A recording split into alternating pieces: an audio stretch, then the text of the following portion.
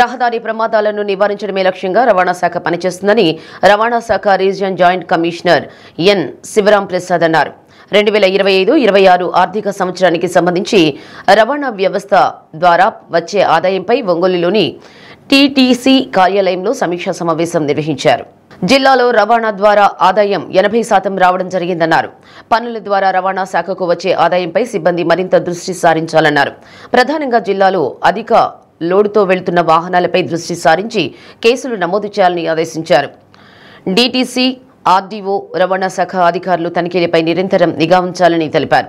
జిల్లాలో ఎక్కువ ప్రమాదాలు జరిగే ప్రదేశాలను గుర్తించి బ్లాక్ స్పాట్స్ ను ఏర్పాటు చేసేందుకు చర్యలు తీసుకోవాలన్నారు.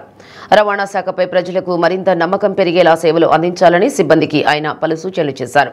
సమావేశంలో deputy transport commissioner R Susheela, Markapuram RTO Y Chandana, inspector Kiran Prabhakar తదితరులు పాల్గొన్నారు.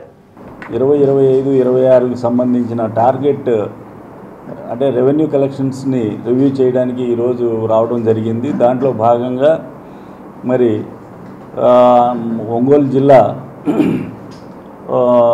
ఆల్మోస్ట్ ఆల్ ఒక 80% ఆఫ్ రెవెన్యూ కలెక్షన్స్తో పర్వాలేదు, బాగానే ఉంది. But at the same time ఈ డిటెక్షన్ దాంట్లో చాలా వెనకబడి ఉన్నారు.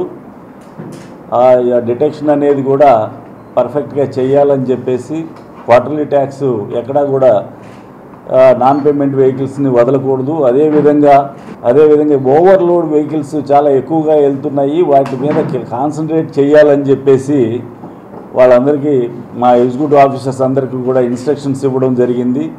ఓవర్లోడ్ వెహికల్స్ ఏదైనా కానీ మిస్ అయ్యి మరి మనకు చెముకుర్తి నుంచి కానీ రిమైనింగ్ అదర్ ప్లేసెస్ నుంచి గ్రెనేట్కి పెట్టింది పేరు ఒంగోలు జిల్లా. అదే యాంగిల్లో మరి ప్రతి ఒక్కరూ కూడా ఓవర్లోడ్స్ మీద కాన్సన్ట్రేట్ చేసి ఏ ఒక్క బండి కూడా ఓవర్లోడ్తో వెళ్లకుండా ఉండే విధంగా చూడాలని చెప్పేసి మా ఎగ్జిక్యూటివ్ ఆఫీసర్స్ అందరికీ చాలా స్ట్రిక్ట్ ఇన్స్ట్రక్షన్స్ ఇవ్వడం జరిగింది. ఈ రోజు నుంచి కూడా మా డీటీసీ గారికి అట్లాగే ఆర్టీఓ గారికి వీళ్ళకి కూడా ఇన్స్ట్రక్షన్స్ ఏంటంటే గ్రూప్ చెకింగ్ కండక్ట్ చేయాలి.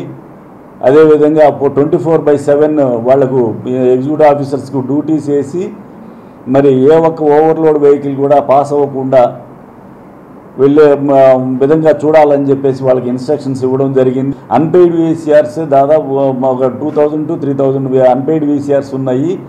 ఆ అన్పెయిడ్ వీసీఆర్స్ అన్నిటికీ కూడా నోటీసులు ఇచ్చి అదేవిధంగా ఆ అమౌంట్ అంతా కూడా రియలైజ్ అయ్యే విధంగా చూడాలని చెప్పేసి డీటీసీ గారికి ఇన్స్ట్రక్షన్స్ ఇవ్వడం జరిగింది. వాళ్ళ యొక్క మినిస్ట్రియల్ స్టాఫ్ ద్వారా ఈ యొక్క పనిని మొత్తం కంప్లీట్ చేయాలని చెప్పేసి చెప్పడం జరిగిందండి. మనకు కావాల్సిందంతా కూడా రెవెన్యూ కలెక్షన్స్ ప్లస్ సిటిజన్స్కి ఇవ్వాల్సిన సర్వీసెస్ చాలా నీట్గా, ఇబ్బంది లేకుండా, వితౌట్ డిస్టర్బెన్స్ ఆఫ్ సిటిజన్ వాళ్ళకి సర్వీసెస్ ఆన్లైన్లోనే వెళ్తాయి కాబట్టి